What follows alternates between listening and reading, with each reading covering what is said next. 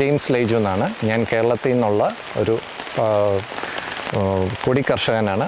അപ്പോൾ ഞാനത് ജൈവ രീതിയിലാണ് ചെയ്യുന്നത്.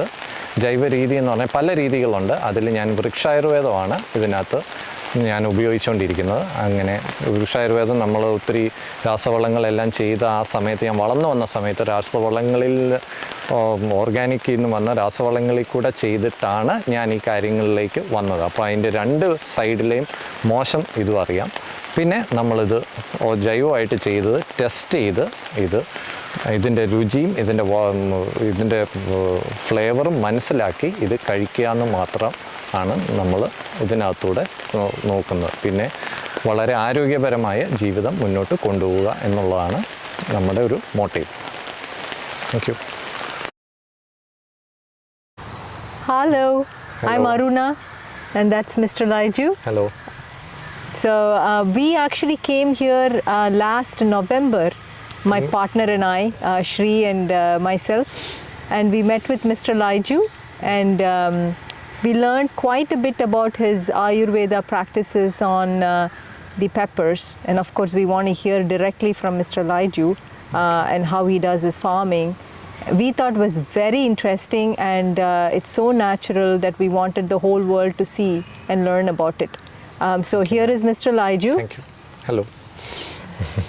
So what made you come to do this kind of farming practice, Mr. Laiju? Well, is it from you learned from your forefathers, or how did you about the start? agriculture or the organic farming? The organic farming we'll talk a little bit later. But generally your farming, like what interested you? My ancestors were all farmers.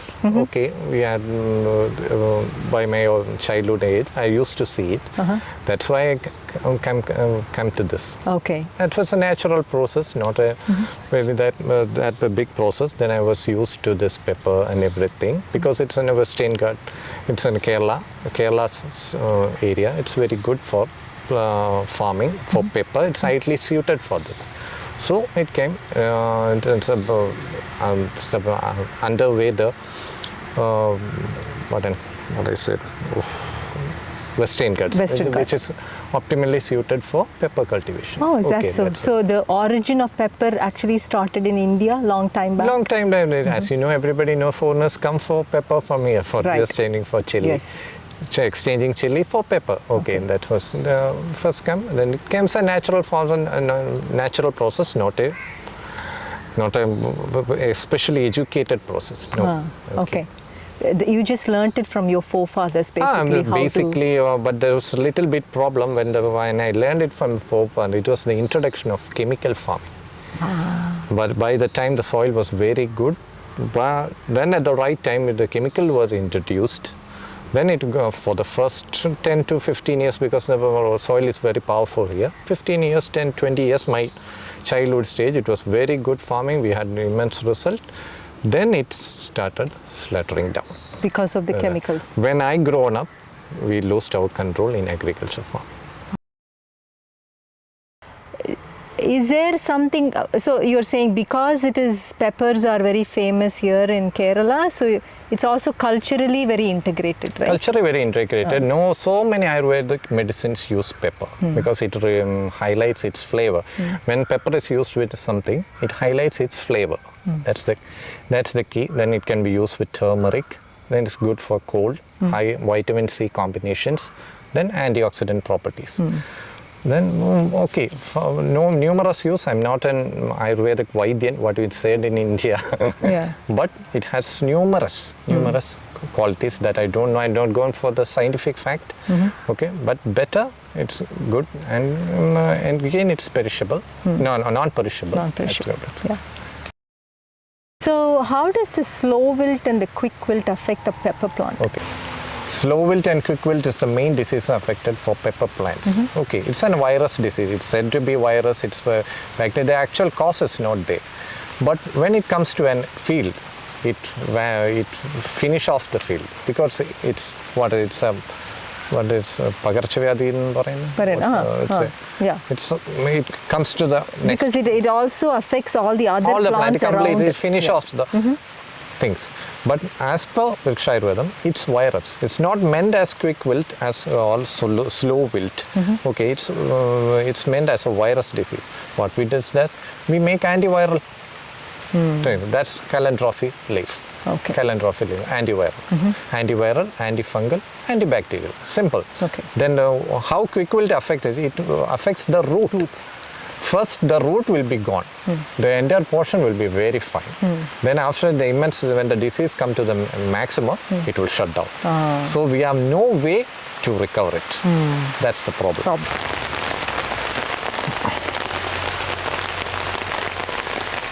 These two are affected. Okay. These two, 1 and 2. But Okay. the neighbor one is not affected. Okay. Because quick will first affect the root. But it just survive. It vanishes the root, but it gets survived. That's mainly with calantrophe leaves. Okay, it has to be done in a special manner. Okay, this is the second one.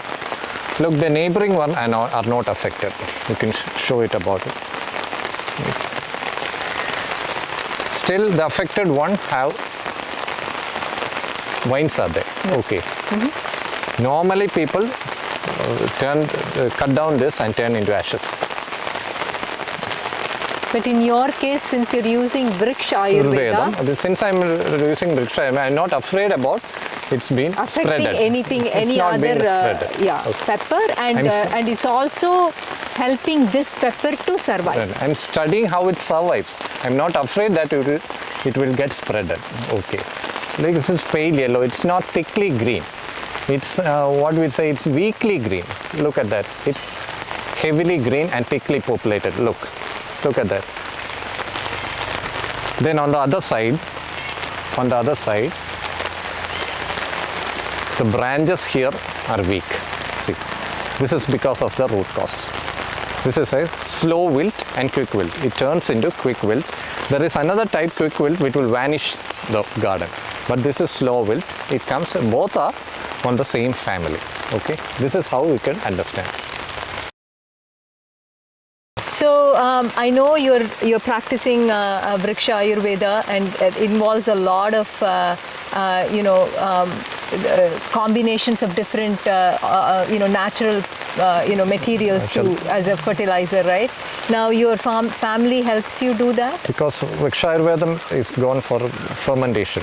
My family, my wife especially, she helps in everything for making this ingredient for fermentation. For example, coconut milk, that's been done in a kitchen. Then taripanam, that has been powdered. This has been made in little combinations. That will be done specific. Jobina? Yeah. Can we introduce your family to everybody Why not? here? Yes.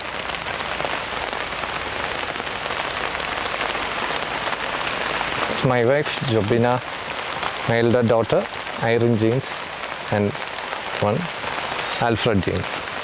I think it will be good for them to follow this process if it's commercially viable for them. There are all clauses there. Our best wishes, and I think that's definitely whatever your wishes will come true. She's going after, she has a job and she has to help them in Saturdays and Sundays. Because wonderful. Nice to meet all of you. Thank you. Thanks for coming by.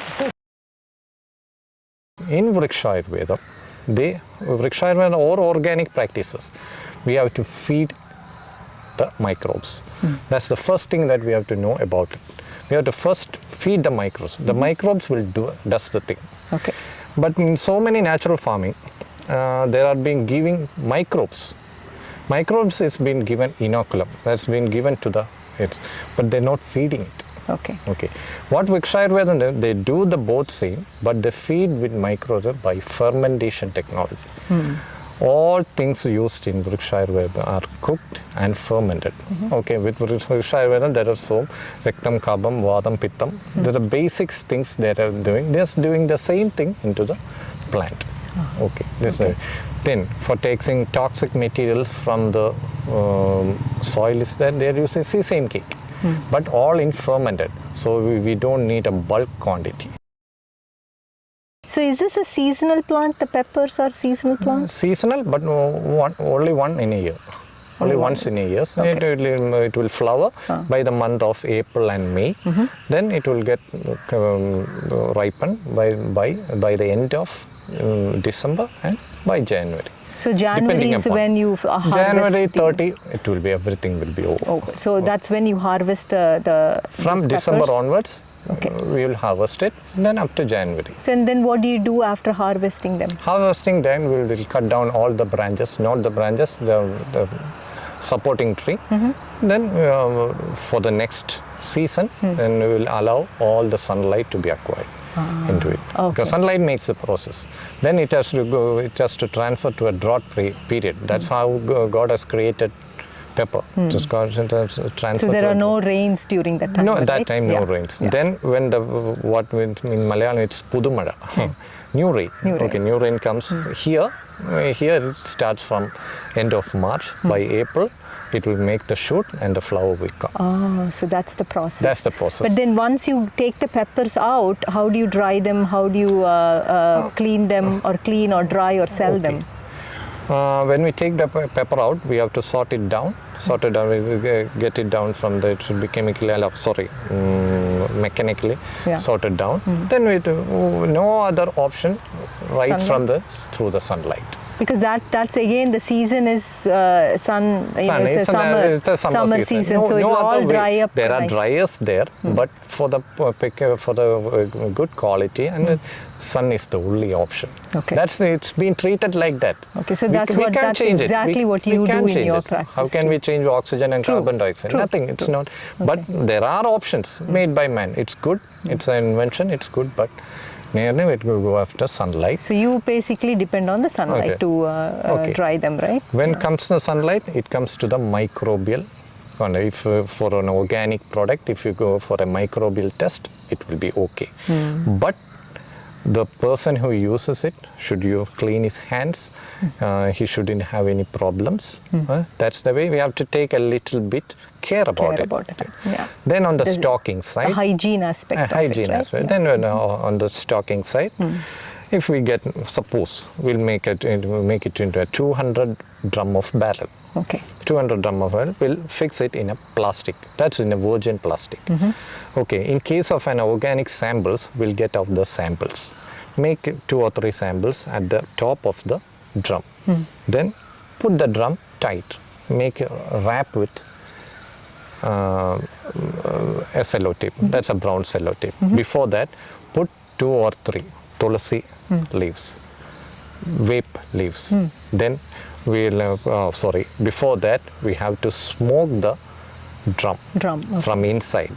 Smoke the drum, make it like that, then wrap it, then keep it up. Don't put it directly to the ground. Floor. It should be kept on a wooden, raised up on a wood. Okay. Then we should close the entire ventilation. Then smoke the room.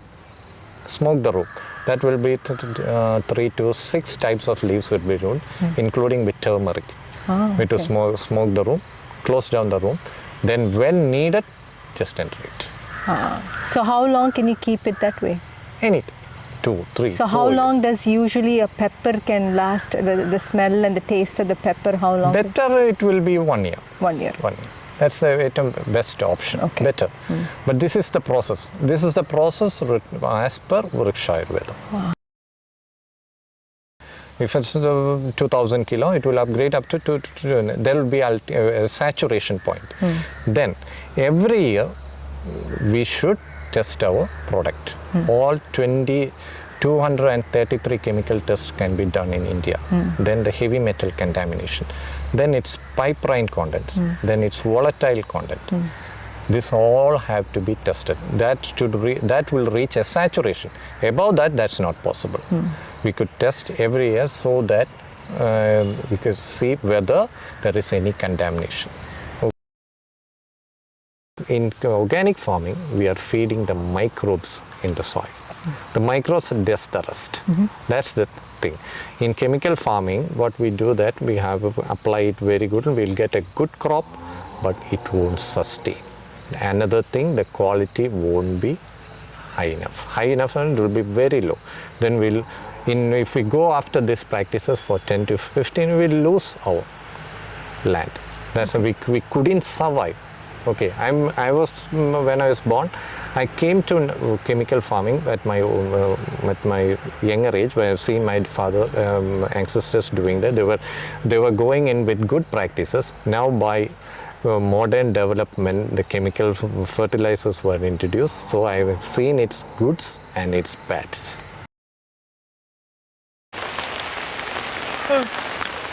This is the pepper vines. This is the time when we harvest, not that much, because 25% of berries will get this color. We'll start harvesting, unless all the berries will be eaten with little by birds and then will go down. Okay, it's not practical to do everything like this. Okay, but still the produce will be fantastic. We have been done with main inputs has been done. Okay, then the quality will be normalized, no doubt about that. Okay. Question I have for you is like, why I know you're practicing organic farming, but and you would like to get a USDA certification, right? Okay. But what is that preventing you from doing so? Madam, I love organic certification, but for a small farmer that per year for 5 lakh, I can't afford it. That's the main problem, but I love organic farmer. In the meantime, I think I'll be okay. For now, for the time being, I can't afford it. That's the question. Okay. And if at some point, when you're ready, are you willing to do organic certification? It's a must. We have to do it. We have to do it. But if there is if there is a solution, like if you think people, without getting a certification, if you can just show people the test results, is that something you're willing to do for the time being? Of course, madam, there are numerous labs. Even if the organic certification, people could test that. Okay, there are numerous labs. We could go to all the parameters of testing, and we'll test the product every year. So I could publish that. I'm very confident. In rather organic or inorganic, organically certified firms, we should test the product. That will be very genuine. Everybody can read it like blood test. Okay.